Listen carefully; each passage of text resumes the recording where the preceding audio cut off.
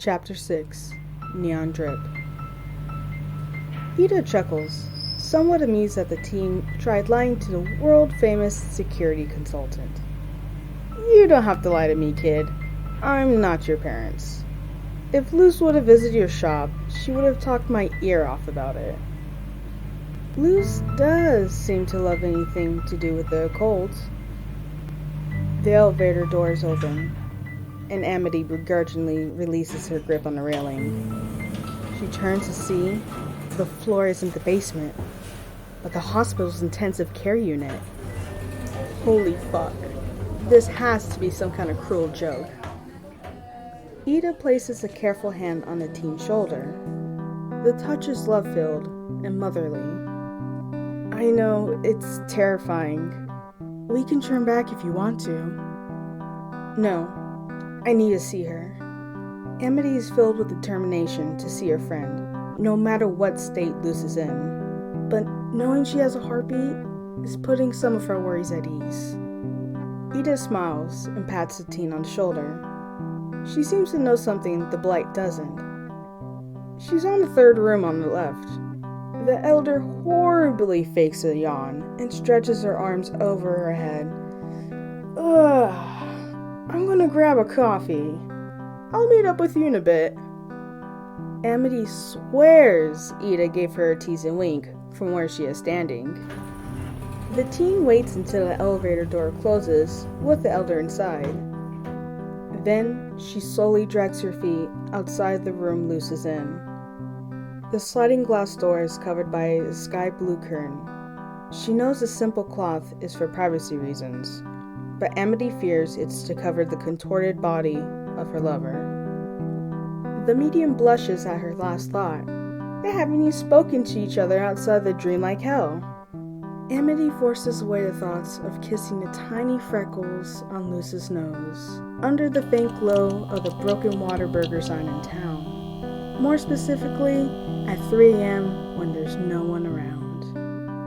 Amity's small mental tangent of an alternate universe where she's dating Luz hasn't done anything to settle her nerves. If anything, she somehow feels worse. She takes a deep breath, trying to calm her nerves. After all, what kind of medium is more terrified of the living than the dead? Come on! Luz is alive! You should be happy! You should be celebrating! Amity presses her cold hand against the warmer sliding glass door. Do it for her. She reminds herself briefly of the tarot card her mother flipped, the moon. Maybe her purpose, as mundane as it seems, might to be find Luz's body and bring her back from purgatory. Or not. Those stupid cards aren't very specific. Amity wipes her sweaty palms on her khakis and slides the door open. If she waited any longer, she might have sat outside in the hallway to play Schrodinger's Luz. Nothing in her 15 years of life experience could prepare Amity for the ghastly sight of Luz in the hospital bed, looking so frail. Her sun-kissed skin is as white as a sheet of paper. The left side of her body is covered in bandages, and her mouth is propped open with a tube. Even her tiny, cute freckles seem to disappear off of her physical body. Fuck, there are so many wires and tubes attached to her small body. Amity hovers next to her bed, carefully placing one of her hands on the bedside railing. She doesn't want to accidentally touch one of the bandages, or the cast covering her arm. Fuck! She winces and looks away. Between the small cups peppering her face and the neck brace, the teen wants to cry. A small piece of Amity wishes she stayed in the hallway. The Blight uproots herself from the side of the bed and stiffly takes a tiny peek at Luz's chart. She skims over the medical jargon like it's a second language. In her unprofessional medical opinion, it looks like the goofy teen has minor injuries, considering she got hit by a fucking car. The only thing on the chart that would cause Amity to sweat is the brain swelling. But According to the last update, it's within normal range. The list of injuries are shorter than what she expected. On the left side, a torn ligament in her knee, a hair fracture in her forearm as well as her wrist, and finally, a herniated disc in her neck. Luz is here, and she is alive. Amity places the chart back and pulls the chair to the other side of Luz, mostly in fear of bumping a tube or an injury. She heard people stuck in comas can hear what's going on around them, and she is sure her friend would appreciate her being close. Then again, is she stuck in a typical coma? Hey, Luz, it's Amity! The Blight double face palms at her own awkwardness. Why am I like this? Eventually, Amity powers through her embarrassment and scoots closer to the bed. She places her cheek on the rail. Her pinky is now grazing Luz's exposed index finger through the blanket. She notes the other teen isn't wearing nail polish like herself. At this point, the medium isn't sure if her witchy aesthetic is an occupational hazard, or if she generally likes the darker style. She has a yellow crescent moon on her accent nail that boldly stands out from her shiny black nails. It certainly does raise eyebrows when she reveals her talent. The exhaustion of the day is starting to settle in her bones, but she powers through her sleepiness to continue the one-sided conversation. I found your mom in Ida today. Ida's just as you described her. It's actually terrifying how tall she is, and wow. Amity's hand hesitates to touch Luz's cheek, but she gently rubs her thumb across the thin, dark lines of healed cuts. I can't believe you're real. I thought you were some demon or a figment of my imagination. I promise to bring you by the shop when you're better. She smiles softly at the thought of unleashing Luz around the Blight's palisman, like a bull in a china shop. The medium imagines the other teen will touch everything and ask more questions than a Harvard student before an exam they didn't study for. Amity won't mind if Luz breaks a few of the twins' props or irritates her mother, but she isn't sure how her father would react to the rambunctious teen. He might pretend she doesn't exist and wait for her to leave to repair the damage, like he does for other loud children in the shop. Again, the medium blushes. Her train of thought leads her to thinking of inviting Luz over to meet the family instead of an innocent, friendly day together. Amity, who is on the less injured side of Luz, pulls back the scratchy hospital blanket and slowly brushes her fingertips over the uninjured teen's knuckles. The sound of the machines breathing for Luz unbearably fills the silent room. I hope you wake up soon. There's so many things we need to do together. She giggles softly in Luz's ear. We need to start a resort book club and write trashy fanfics. Oh, and we definitely need to visit the abandoned house in your neighborhood. I still stand by what I said. There's not going to be any ghosts. Amity? The exhausted teen opens her eyes to see she's laying on top of Luz. Her head is comfortably placed in the crook of Luz's neck. Hey, you're awake! Luz smiles brightly. She tries to keep her movement to a minimum. What happened? Why am I on top of you? Luz slowly shrugs. I have no clue. You just poof. She hums in content with the position she's in. It's been a while since she's felt the touch of another human. Amity's brain kicks into overtime. She scrambles off of Luz in a panic. Oh damn, Luz, you're alive! Like... She tries to calm herself down, enough to speak coherently. You're alive! You're in a hospital and... I'm alive? Luz pauses, letting the information fully sink in. Oh God, I'm alive? Amity, that's great! She crushes her close friend in a hug. It's when she hears Amity sniffling. She releases her. What's wrong? Luz's mind quickly jumps off the deep end. Am I hurt badly? Will I be able to walk? It's Amity's turn to embrace the other in a tight hug. No, nothing too serious. I'm just so... Seeing you in that bed, you look so fragile. Damn, I'm gonna be in a lot of pain when I leave, aren't I? She grimaces. At least a year of physical therapy. Amity tightens her hold. Please wake up. Your mom and Ida are worried about you. Luz gasps. You met my mom? How is she? Is Ida in jail? The medium doesn't dare ask why she would think Ida's in jail. They're doing okay. I mean, they miss you. And Ida isn't in jail. She brought me to you.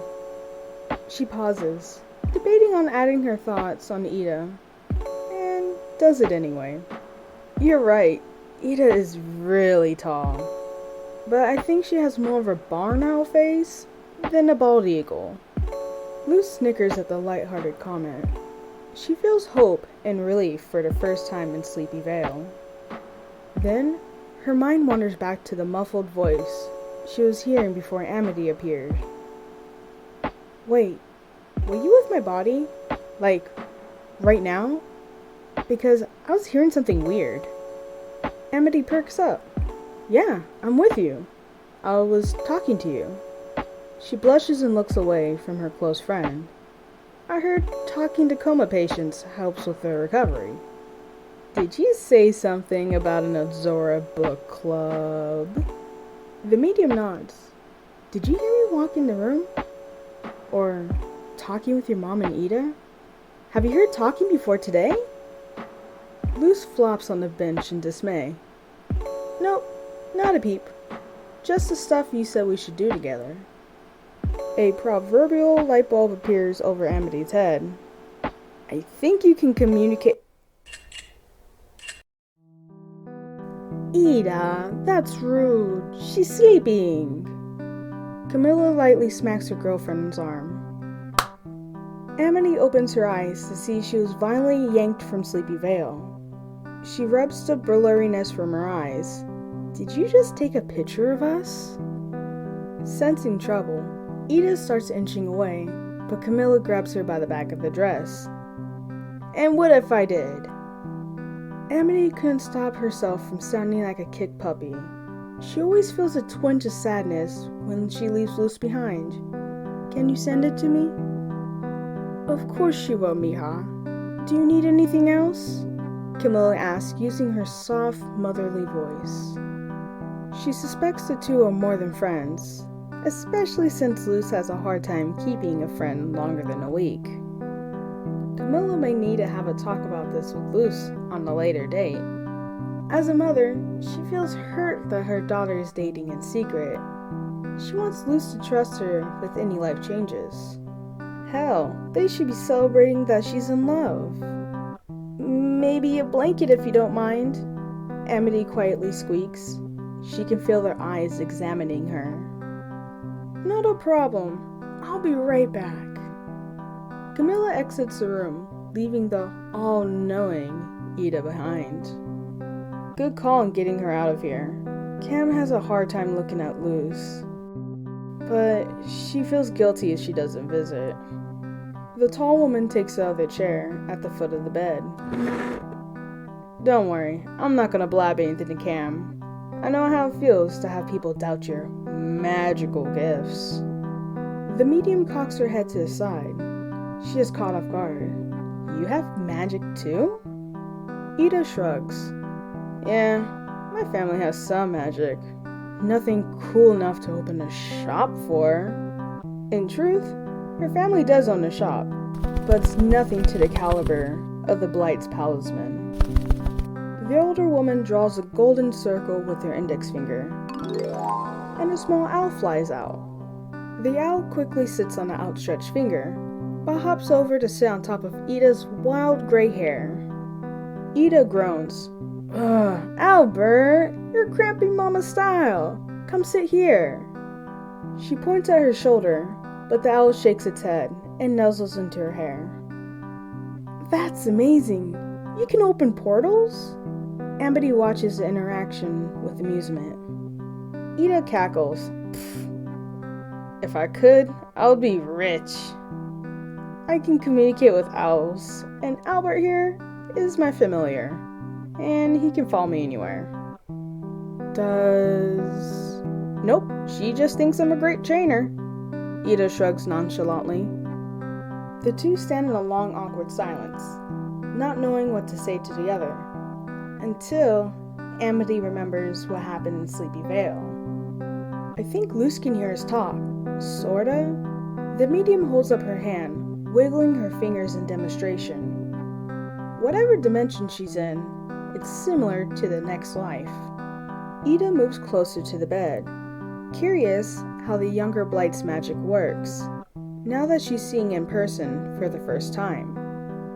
Adalia has dropped a mention or two of having a studio produce a high-quality documentary of the family.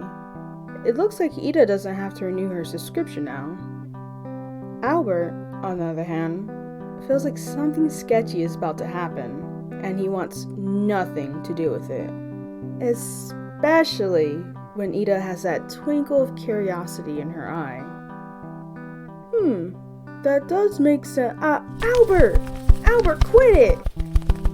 Ida covers the top of her head from the tiny owl assaulting her with his beak. The seriousness of the conversation is forgotten, for the moment. Amity covers her mouth, giggling.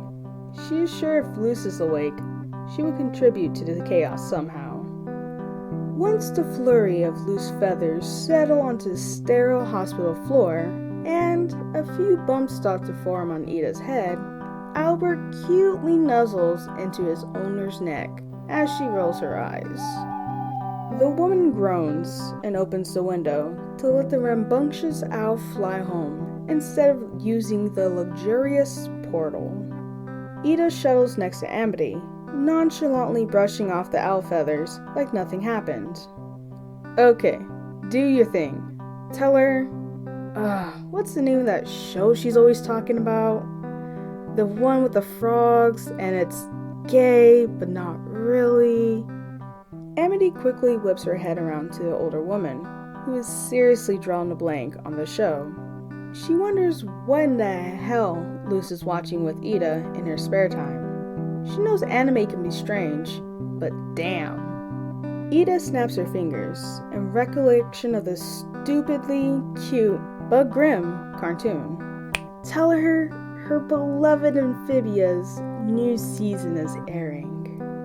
She grins wickedly while crossing her arms, knowing the news, true or not, will cause some kind of reaction from the nerdy teen. Amity hesitates for a moment, but figures it's worth a shot. Maybe they can force her awake from the land of the living. She carefully adjusts the sheet around Luce's uninjured hand, ensuring the neon fluid is flowing freely in her IV. The medium holds Luce's hand. She concentrates on the sleepy-like fog that encapsulates the seemingly small world. Strangely enough, the medium's body feels heavy, like an anchor is tied around her waist and refuses to let her leave the human realm. Ida watches the child of her high school bully hold the hand of her girlfriend's kid. She shakes her head in disbelief. The older woman is sure if she told her younger self of the situation, she would have slapped her and told her older self to get fucked. A sudden, comfortable warmth spreads from Ida's cheek to her forehead, like someone splashed her with lake water on a hot day. Her eyes return to the medium, who looks to be silently speaking, like desperately reciting the Lord's Prayer in a time of distress. The gray-haired woman does have the ability to read lips. Out of respect, she averts her gaze from the one-sided conversation and suddenly finds the stark white wall next to her interesting. Ida's skin starts to itch, like she just touched something in the forest she wasn't supposed to. It's a familiar annoyance that she has come accustomed to once she started hanging around the hospital. But this is noticeably off.